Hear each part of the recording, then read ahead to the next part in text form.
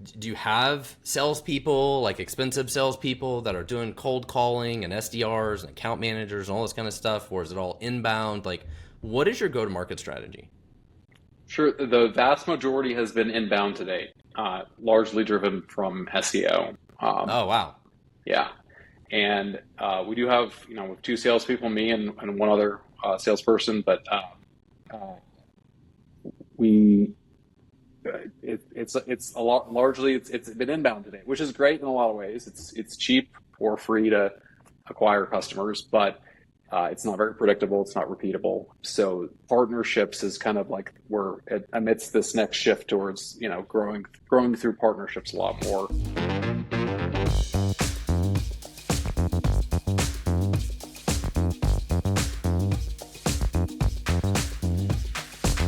And we're back for another episode of the Startup Hustle. This is your host, Matt Watson. Very excited to be joined this week with Ben Taylor, who's the founder and CEO of SoftLedger. And he's one of those crazy people that had a problem and decided he was going to go solve the problem on himself. But it was kind of a crazy problem, like accounting software, like building accounting software. Like, I don't know who would want to build accounting software. That sounds like a terrible idea. But I am really curious to talk to you about it today, Ben, because that was a pretty ambitious goal. And you guys have found a lot of success with it. Before we get started, I do want to remind everybody this episode is brought to you by Fullscale, which is my company. If you're looking to hire software developers, front end, back end, mobile, QA, whatever it is you need help with, we can help you. We have over 300 employees in the Philippines that help dozens of other startups, even all the way up to publicly traded companies. For $5,000 to $6,000 a month, you can hire an exceptional senior level developer. So you can check us out at fullscale.io. Well, Ben, welcome to the show, man. Thanks for having me on, Matt. So it was great to meet you. I guess it's been probably about a month ago. We met down in Phoenix at an event for startup founders, sort of a little retreat. How was that, by the way? Did you really enjoy that kind of retreat? You like getting away, meeting with other founders, like sort of a safe space we can all cry and complain about a little bit about the struggles of this? Yeah, that was great. I thought it was great to learn from a lot of other founders that had focused on building efficient, profitable companies. That's kind of it's good to see that side of things, and then you have the high growth thing on the more VC focused side, and it's I think you can learn things about both. But it was nice. That's more on our side is the making sure the innies are greater than the outies. I like to say, simplifying the accounting side of things. That sounds like a perfect accountant joke. I like it. The innies are more than the outies. Mm-hmm. Well, so tell us about how you started SoftLedger, which is a type of accounting software, right? So how did you get started with this? How did you get the idea for this? Sure. So my background's in accounting. I'm a CPA, starting off in public accounting, did financial reporting for a few years. And then when I started SoftLedger, I was managing a few different areas in the accounting department for a public company. And it just took too long to get the financials every month. So financial close works that you get to the end of the month, and then you close the books, and then that's when you know how you did the prior month. And the process of closing the books can take weeks. And so here it is February 25th, let's say, and you just figured out the vendor payment was 10x what it usually is mid-January. So you're always looking backwards and playing catch up. And it seemed crazy to me. It seemed like a problem that could be solved with software. And I called up my longtime friend, Jeff Ostrega, who's our CTO and co-founder. And we looked at the problem and realized, hey, this general ledger, this clunky thing in the middle, is like 20 years old, even in some cases like 30 plus years old. And maybe if we rebuild this using the latest cloud architecture, we could build something better. And so it kind of started there, nights and weekends for a bit, and we went full time, and we've been full time at it for a little over 7.5 years now.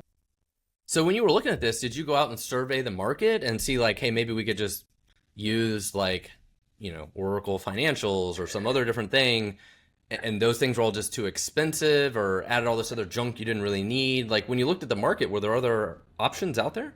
Yeah. So I did. Yeah, I did a little bit of market research, and I realized for our stage, it was a public company, but it wasn't like a huge public company. The budget for an ERP was what it was. It wasn't Oracle's pretty expensive, and it wasn't like, oh, that's just a piece of cake, we'll go with that. It was like, okay, what's more for our size, and we just describe it like a mid-market Yeah. solution. And there weren't that many out there, and they weren't great, in my opinion. It really seemed like that was a gap, and so that's where we focused, was for the companies that have outgrown QuickBooks or Xero or one of the other bookkeeping systems, and is looking at Oracle NetSuite, Sage Intacct, something at that level. There's not, there was kind of a gap in the market. So it was like you had kind of entry-level products that, couple $100 a month or whatever, and you got these big enterprise players, but not a lot in the middle there. If you're like, I've outgrown QuickBooks, I just need this one extra thing. There wasn't a lot of options for that. Exactly. That one extra thing starts to put you into, okay, now I have to hire an accounting department. I have to pay this consultant an exorbitant amount of money. The license fee is already huge. It just snowballs really quickly. Well, I think this is a common issue in most market verticals, product verticals, right? Like you have some products that are very inexpensive. You have some products that are extremely expensive. Mm-hmm. You may have some players that are right in the middle somewhere, right? Like, if you think about CRM, you've got really inexpensive CRM products. You got like Salesforce that's very expensive, and you have like something like HubSpot and some others that might be in the mid-market. Like there's usually room for a lot of different players that service different kinds of customers. And then you've got companies that feature-wise, it's not about like small company, big company. It's about specific features, right? Like you have nuanced, niche features that you're focused on, right? So I think that's what you guys latched onto, was like several niche features that like very specific kinds of companies have these problems. Mm-hmm. Yeah, that's right. So multi-entity consolidation, for instance. So you have several different companies, maybe same company, but several different operations in different geographic regions. I have this problem. Yeah. Well, so you know it well. It's, you want to see all your financials combined, and that's usually some janky process to do when it's multiple systems. So we help with that. So you mentioned before, your background is accounting. You mentioned that you have a co-founder, and so your co-founder is are they the CTO today? Yeah. And until a little over 3 years ago, Jeff is his name, he had written every line of code for the product. So we really focused on hacking it out lean together for a while. And so that was really helpful. It's like during the formative period of the company. And so how did you know Jeff? So when you're like, I'm going to create this software, I'm crazy, I'm going for it. How did you know Jeff was the person to help you? He was on the same floor freshman year of my good friend at University of Maryland. So we've known each other since then, since freshman year. Yeah. So you figure out, okay, I have this problem. We can figure out software to build it. At what point were you kind of frightened of like, okay, how am I going to sell this thing? Like, how am I going to compete with QuickBooks? How am I going to compete with all these other players? Like, how were you thinking about that in the early days of like, okay, I'm going to build this thing. How am I going to sell it? Or were you like, I don't know, I'll just figure it out later. Like, how were you thinking about that back then? That's a good question. I think I kind of, when we were nights and weekends, I went and tried to explain the idea to as many people as possible. Even, ideally accountants, but they weren't always around. So anyone, and tried to hone the pitch more and more. And then, I figured the market was big enough. I had validated it enough at that point that when we got our first outside funding and went full time, I figured we could figure it out.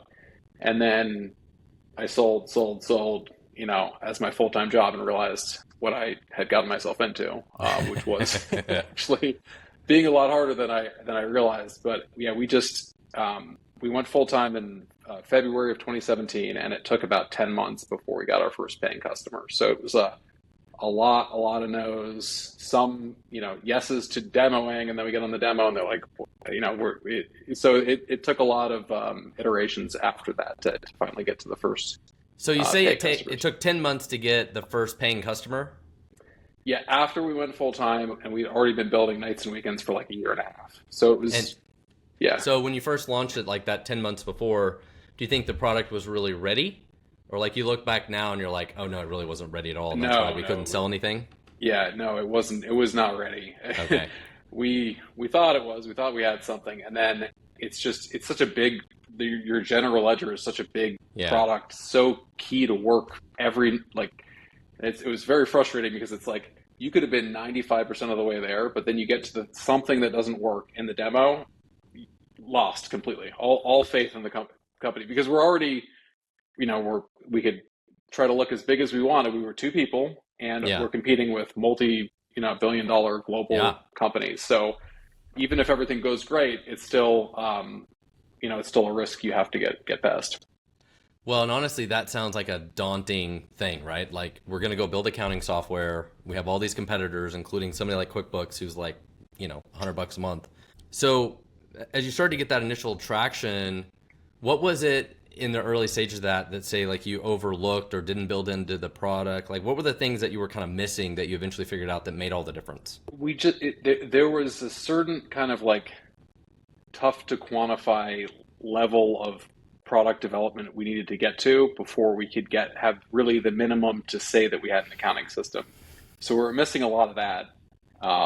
And I think we kind of knew that going in that we were missing some, but we thought we could get in and figure it out later. We really needed to build all of the core stuff before we could sell a single customer, and then we sold a single customer, and then we added. So we've only recently, pretty recently, determined, okay, all of the core stuff is really done. I mean, that happened this year. Okay. So there were 7 years later. Yeah. Take note of that, people. It takes time. Right. Yeah, it takes time. And there was, obviously, we've had, many paying customers for several years now. Yeah. So like it was fine, but there's these core things that, that it takes a really long time to build a full general ledger package. And so there were some things that were really still gaps until very recently. Well, and one thing I think to highlight here, when you go to sell the software, a lot of times you're selling like certain bells and whistles and why we're different. Like you might have been like, oh, we provide this consolidated reporting and this is why you need to buy our product and whatever. And then people probably just assume like, oh, you also do all these other like fundamental things. And then they sign up for the product and they're like, oh yeah, like some of these fundamental things are sort of broken and half baked because we haven't fully built them out yet, or we're a little startup and we're just trying to make this stuff work. But that probably happens, right? Like you're selling like the super cool things, and they come in, they kind of they have like all these expectations, and then you're like, oh man, people are expecting us to do these things that didn't even come up in the demos, but it's like, and all of a sudden we have to do all these things that they just expect us to do. Yeah, that definitely happened a lot. And then you have to do and undo everything in a very controlled way. So it was like every time there's a new thing, because also entries, once you approve them, are immutable. You can't change them, and that's for audit purposes. So there's a lot of things where you do them, and then there needs to be a deliberate way to undo them. Every time you add something, then you need to undo it and redo it, undo it, and have audit logs of the whole thing. And so we found that early. It's not, oh, can we add this? Do you think people are going to want to undo it? And now it's like a joke. It's like, yes. And any state you can get into, there needs to be a way to get out of it. Especially with accounting. Yeah, I would imagine that's pretty critical. You mentioned before we started that at some point in time, your goal was just not dying, I think is what you said. And I think that's the goal of every startup, right? Like we have to will this thing into existence and just stay alive. Tell me about your experience with that. Sure. Yeah, that's been 7 years. Probably to some extent that always is number one, because without that you don't have any of the others. But definitely, we recently it had been a goal. Our fiscal year ends in June, and it had been a goal by the end of June to get to being cash flow positive, and we did that. So that was like, there's all this stuff we want to accomplish, and ahead of it was don't run out of cash. Yeah. And so that was, really the case for most of our time. Was just at first it was like, okay, what is the thing that is currently on fire, or what is of the things that are currently on fire the most of? And then it kind of like got less and less. Yeah, I mean, it actually for the longest time, product roadmap wise, it wasn't like it was really that hard to decide what to do, because you had to decide between those, but it was just like this is the thing that we have to do. And that led it for years. And then eventually it was like, oh, we can start to make a bit more strategic decisions on where to go because we have some options, and then you have more options and more. And so it just gets But easier that to. but that brings up a good point. You're like, hey, we have this giant roadmap of things we could do. These different customer requests. We're looking at our competitors and what they do. We have our own ideas. Like, how did you sort through all of that? Like, did you have a process of trying to figure out, okay, which one do we do first? Yeah, I mean, it was there. It was a balance of, here's the product direction, roughly what we think is going to happen. We had early on actually a pretty robust version of that because I had okay, we need to build a general ledger. I think these are the key things that obviously changed a bit as we've learned more as we went. But that using that as our direction, and then layered on top of that was, okay, these customers need this, otherwise they're going to churn. Yeah. Or, these new customers are asking about this all the time. We're not going to close anyone else if we don't have that. And then, the things that I don't know about, like, oh, there's this huge architecture update that we need to do, otherwise the product's not going to work in 2 weeks. Yeah. Jeff would come in with it. So Technical depth balancing stuff. all those, yeah, it was especially early. It didn't need to be like a heavily regimented process. We have conversations frequently about like where we're at in all those areas, and then there'd be a next thing to focus on. And we do that. Yeah. And so like that, we just operated like that for the longest time. And obviously, Well, now let me ask you this. So one of the dangerous things about somebody in your shoes, you're like, I'm an accountant. I'm going to build my own accounting system.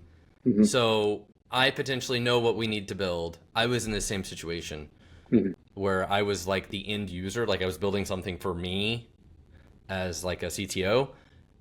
I'm curious if you have built some product features that you thought the product needed, that you thought your customers would needed, and then come to find out later, like they didn't really care. Like you thought this was gonna be super cool. Like I wish I would have had this thing. It would have been so valuable. And then later on, you find out like no, nobody else really actually cared about this thing. Only I cared about it.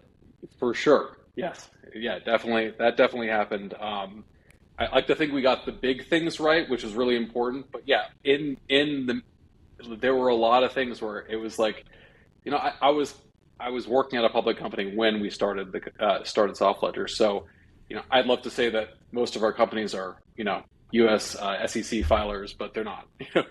They're not that, like, the level of sophistication I built for it at the beginning included some things that are really important to a lot of our customers, but are not necessarily the thing. And so we a lot of like the ease of use pieces of our product were pieces that I didn't that were. That's where customer feedback helped the most, was making it easier to use, the little things that come up that could kind of just you could accomplish things in fewer clicks. You could pick up and learn it easier, and a lot of that, in addition to me not even thinking about it, I wouldn't have known without having Jeff in the conversation, and he could say, "Oh, actually, you can do this," and I'm used to, I don't know what's possible in developing the software, and so that's been a learning experience too, to make sure that in every key decision I'm explaining what we're trying to accomplish, and he can kind of go, well, there's a pretty slick way to do that. Well, I think that brings up a good question. So Jeff, your CTO, he had no accounting background kind of going into this, right? So Nope. how would you say over the course of time that his like product knowledge and industry experience, like would you say at this point in time he's probably like as smart as half of accountants are and has like super deep industry experience? Like that was sort of requirement for him to be the CTO, right? He had to really, really learn that stuff, right? Yeah, he had to learn, like, there are certain aspects of the product where he has a very, very deep understanding of the accounting for like these very esoteric areas, like a little to do with foreign currency and how that feeds into consolidation. Yeah. And so, yeah, he had to learn a lot of that. And it's frustrating because like there's the accounting rules, and then there's like how computers work and software works, and they just do not jive. And so you have to. There would be a lot of things where I go, it has to work this way, and Jeff's like, that's going to be a huge problem, and I'd have to push for it and say, no, it has to. And so we had to figure out how to make it all work together, even though there's a good argument for trying to make it work how like would be the most efficient way within a software application. But so there, knowing when to say no, we got to do this thing or that was kind of the that was the most important thing over the years to come up with a good product. So how do you struggle with that now with your other developers of, a lot of times you hire developers and are like, just tell me what to do. I'll write the code. I'll make it work. Versus like, oh no, hold on. You actually have to be kind of like an expert at accounting before you can even do this software. Like, is there some kind of battle there you have to work through? Yeah, that's definitely it's definitely tricky to do that because there are still accounting nuances that we need to get to as we're designing it, and then you got to test it and figure out and make sure, okay, the journal entries are what they're calculated as we think they should be. When it flows through to the financial statements, what appears is what it should, and so that's definitely a hurdle. I mean, this is an example of the type of software, and a lot of the content and stuff I do and people I talk to, how you build software, like even your development process, like how much testing you do, how much risk you're willing to take, all those kinds of things varies wildly depending on the type of product you're trying to build, right? Like if I was building software to fly an airplane, like I don't want to fall out of the sky. Like that's a lot different than like some report doesn't work. But accounting, of course, like is also super detailed, super high level of precision has to be required. I would imagine you guys must have like a very extensive set of like automated testing, unit testing, all that kind of stuff to go through all the different rules, all the different settings, the financials come out the right way. Like I would think you would have to. Yeah, we have a lot of that. That was very key to doing this with, out of necessity to start when it was just Jeff, and then over the years, we're still pretty a small team. And I would go out on a limb and say, I would almost argue it could almost be more work to build all of that testing than it is to actually write the code and build the software itself. Like you might, like I need to add this feature, and like, okay, it'll take me 3 days, but then it's going to take us like 2 weeks to build all the different scenarios, all the different tests, to test that feature that we built in 3 days. Yeah, there was a lot. We're in a good spot now, but there was a lot of work. I don't know how the split wise is over the years, but it was a lot of work to get all those unit tests and other tests to make sure everything. And the reason I bring it up is people don't think about this. They don't think about like I have to build all of this testing and stuff. Like we're not messing around here. Like you got to know the innies and the outies and how they add up to each other and what the final numbers are, and through all the different rules and all the different stuff. Yep. And people will never think about like, oh, all the complexity I have to do. Like it's not just about building a software. It's like, how do I test it? So later, if I want to make a little change, I don't break every damn thing and break every one of my customers.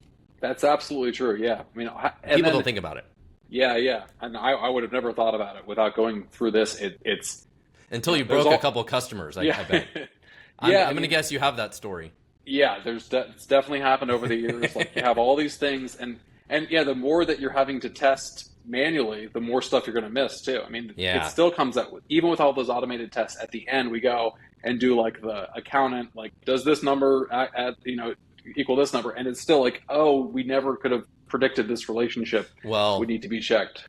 Yeah. I mean, for accounting, this seems like even more of a nightmare because of all the different states, countries, rules, like all the different possibilities, like settings. Like there might be 50 settings, and you can't test how all 50 of them work together in every single scenario. Like that part of it's got to be complicated. I just imagine it's like a giant rat's nest.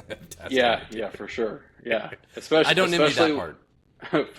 Foreign currencies. That was like that was always the toughest one to figure out over the years. There would be cases where there would be negative balances and it would be correct, and it was just like so tough to unwind why that was, and you have to fix it. Well, I think I just want to highlight people don't consider how hard it is to test software, and sometimes that can be as much or more work than like actually creating it. Absolutely, so, tell me about your guys' go-to-market strategy. So, okay, we built this product. We're in a mid-market. Do you have salespeople, like expensive salespeople that are doing cold calling and SDRs and account managers and all this kind of stuff? Or is it all inbound? Like, What is your go-to-market strategy? Sure. The vast majority has been inbound to date, largely driven from SEO. Oh, wow. Yeah. And we do have, with two salespeople, me and one other salesperson, but uh,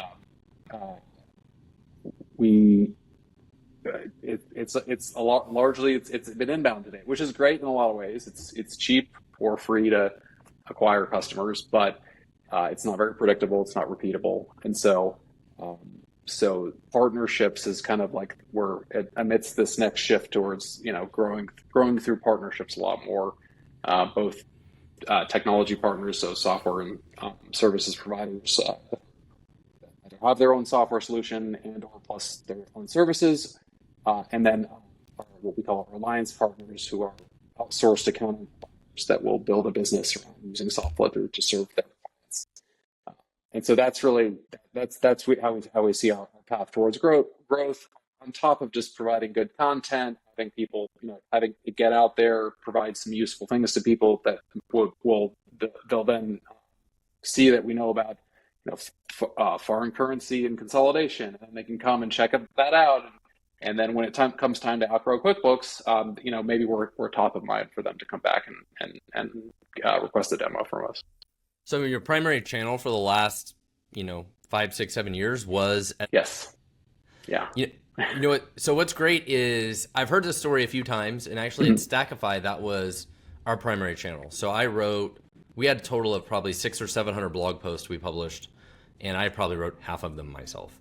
And we were doing up to 10 million website visitors a year at the height of this. Wow. I mean, you could search anything about .NET performance, .NET debugging, .NET error tracking. There was literally 400,000 keywords or something like that we ranked on Google for. And it worked super, super well. But it was very long, process, right? You don't write these blog posts and rank, on the first page of Google overnight. How has that process been? Did you help create all of that content? How did you do that? You guys have about over 200 pages on your website. Who created all that? To start with, it was me. I didn't know.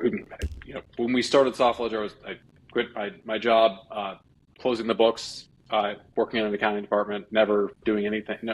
Knowing the term SEO, and that's the extent of my knowledge. And all that. And so we asked our first investor. We're talking about what do other people do for SEO? Do we need to hire a consultant, or what do we need to do here? And he said, I think you can figure it out on your own. And so I just started poking around with it and figured it out on my own to start. And just eventually, it took a while, but eventually we started ranking enough that we started seeing some visitors, and then I tweaked some things, and ranking improved. And over time, eventually we've now had expert advice and to really hone things, tweak things, find some new keywords to optimize around. But to start with, we were able to rank on our own. And so that was something that, it's early on, you have so many things to focus on. So SEO might not be top of mind, especially because it's not going to probably really result in any sales within the next 6 to 9 months. Of you starting the initiative, it's probably going to be closer to a year before you see any results. But it's been such a key thing for us over the years, because we've just had a consistent source of demo requests, and and you can kind of you can kind of filter those out. They're not all good. You can do things on your page to maybe spend less time talking to the ones that aren't going to be good, and put your pricing up there if you want. That was a good way of weeding out people that were just never going to be in our they weren't going to have the budget for us, that sort of thing. But over the years, that's really been critical to our growth. So are you still investing in this heavily? Do you still write content once a week or a couple times a week? Do you still do that? Yeah. So we will. We have a pretty good cadence of content, blog posts, case studies, customer case studies. We'll do social media posts that are linked. All this kind of helps to boost it. That's still a key part of our strategy. How did AI change that? Does that help you guys create more content, or just be more productive, or be able to take your thought leadership and what I love, just like using it for capturing like video or audio, and then taking that and then using AI to like expand that into like a larger piece of content. Yeah, basically just making us more productive so far. With we haven't started doing a lot of what you just described, but that's coming next. So It's the it's going cheat to be a code, key. man. Yeah, Go on a 5 minute walk, talk into your phone, record it, and then go back to your computer and be like, give it the transcript, be like, make a blog post from this. Like, it's incredible how easy it is and how good it is at doing that. oh yeah, I think I'd seen something. Yeah, I have not done that yet. I need to try that. That's the cheat code, man. That's how I do a lot of my like weekly newsletters. If you guys aren't subscribed, startuphustlenews.com, a weekly newsletter, and a lot of the other stuff I do. Yeah, it's the same way. It's just like, how do you record those notes and then record those thoughts? They're your original thoughts, right? But then use AI to help like turn those thoughts into a topic and expand on it and all that kind of stuff. Like it works so well. Yeah, it's surprising to me, and yeah, really interesting how good it is at that sort of thing. This unstructured creation of content. I never would have predicted um, that would be one of the first big use cases for AI. So you guys did raise a little bit of money. I'm curious if you could tell me more about that, and you kind of bootstrapped the company and got it successful. What led you to want to raise the money that you raised, and how did it change your thinking of things? Sure. So we were doing everything on a shoestring for the longest time. Really, like I was saying, the thing that is the most on fire, focusing on it, and it that got us to where we were right prior to. We had raised some money over the years, so we went through. There were a couple of accelerator investments, some angel investors. So we raised some money prior to our seed round a little over 3 years ago, led by Naples Technology Ventures. They're a main investor. So we'd raised a bit prior, but nothing that allowed us to really plan like more than like a few months, maybe 6 months tops ahead of time, like for what we wanted to do. And that's really the reason we raised the bigger rounds. That was about $2 million, a little over 3 years ago. That allowed us to say, okay, here's we want to make some investments in marketing and updating the website, and things that were not going to result in increased growth right away, but were important. And for the longevity of the business, getting hiring some new team members so that it's not just Jeff writing every line of code, which it was prior to raising that. So there's things like that we were able to implement. A lot of the testing we've put into place since then too. There's been a lot of QA processes and other automated tests that have gone in to make it so that we're more efficient with every new build. So just there were a lot of it was like shoring up the things that we had been putting off for a while, and then being able to try new ways to grow quicker, better support our customers and all that. So it was, by being efficient to date, we were able to make better use of that money as well. So it's not a binary decision. It's like if you're efficient prior to raising money, the money is going to you're clear about what you want to do with that, then you're going to be able to efficiently use the money. If you kind of rely on getting the money to then decide what to do, I think that could be more problematic. It's tougher to not have a business first and then have this capital infusion and then figure out how to efficiently use it to both build the thing and deploy it. And so I think it ended up being a pretty good catalyst for us when we raised the money a few years ago.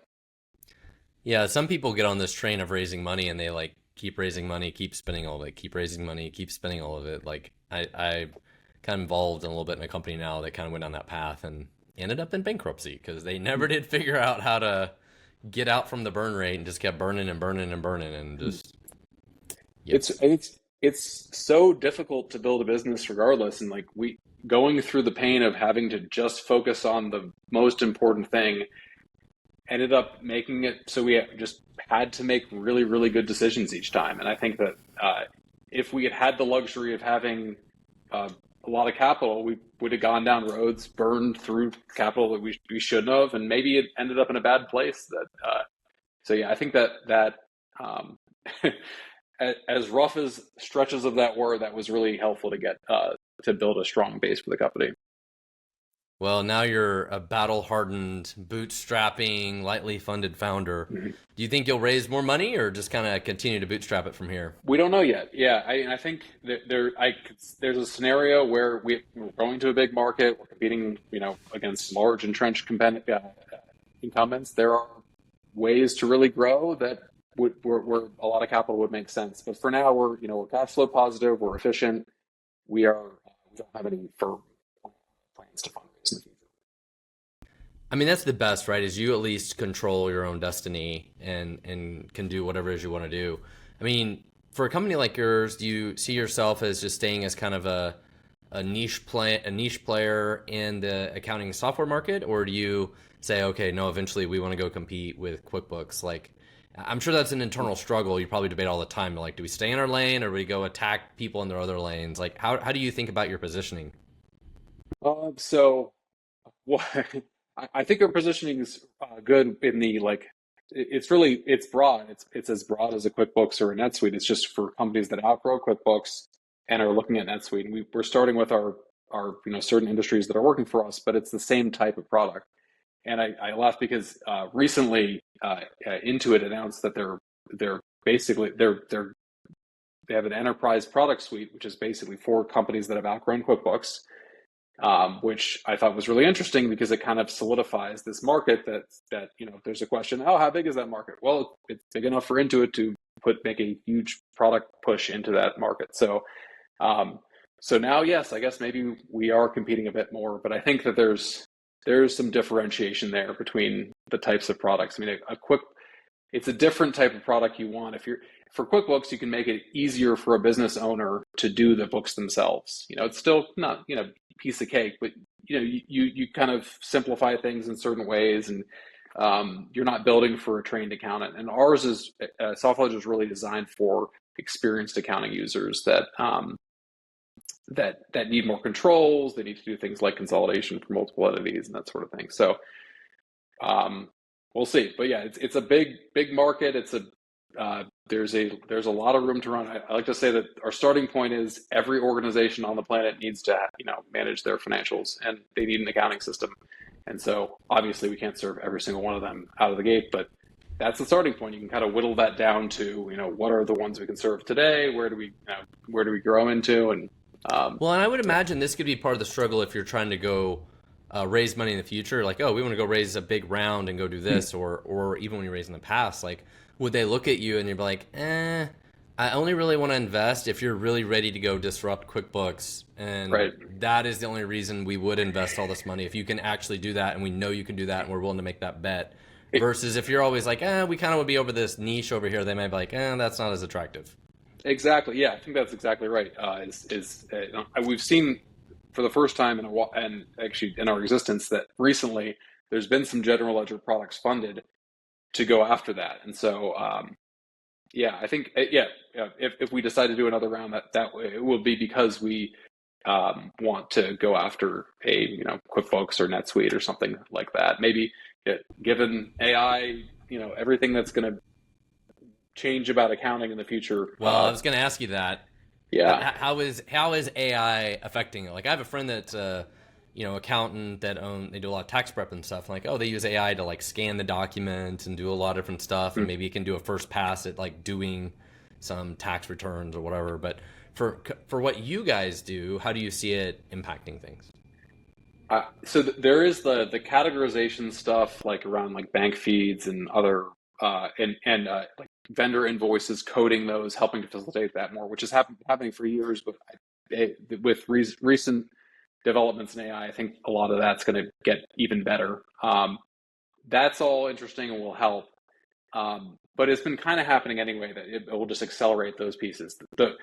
The really interesting stuff, I think, is around how AI agents, like you can have, and we don't know right now, it's not a huge thing for our customer base, but it seems like the writing's on the wall that at least for like staff level accounting functions, you'll be able to start to have AI agents that are trained on maybe your business model, or starting with your industry, or somehow you have these agents trained up that can do simple tasks that um, prior you might have had a staff accountant do, and now the staff accountant can actually just review the work, and it can make you a lot more efficient. It can it could and then it can learn and draft emails. It can do it, like there's all these things that are, starting with the ones that are relatively simple, not very time consuming, but can happen like that, as opposed to each time taking a minute or two to do. And so that's where we see that's the current area we're exploring, like in the near term. But as most technological innovations go, we probably don't see what the big thing is going to be out of that, but you can kind of see how there will be a big thing that happens if there's all of a sudden all these AI agents were, and prior that was all stuff that was to be done by entry level accountants. What happens next? I mean, I don't think most people are going to be sad about not doing low level data entry kind of junk if software exactly. and AI is going to automate it. Like, okay, I don't think most people are going to complain. Right. Yeah. And then it is, I mean, there's plenty of work to do within industry. So like you can focus on refining it, focus on fixing these things that I don't think anyone's like, or, it's relatively few companies that are like, oh, all of my financial data is at my fingertips as much as I want it all the time. Like that's just, there's a lot of room for improvement there. So I think this will just help to make all of that more efficient. Well, I really appreciate having you on the show today. It was great to meet you about a month ago. I think it's a great story, lightly funded, like kind of crazy to go from accountant to building accounting software like that. That's a leap, man. And big congrats to you guys for doing it, sticking to it, building a profitable business. Big congrats to you guys. Thanks. Yeah. Thanks, Ben. Thanks for having me on. This is a fun conversation. So again, this is Ben Taylor with SoftLedger. If you're looking for accounting software, definitely check them out. Especially if you're outgrowing QuickBooks, you got some problems with it for sure. Probably something that we need at full scale. We've got a company in the U.S., a company in the Philippines, consolidated accounting, different currencies. Like it's a problem. Again, you can check us out at fullscale.io. All right, thank you guys so much for being on the show today.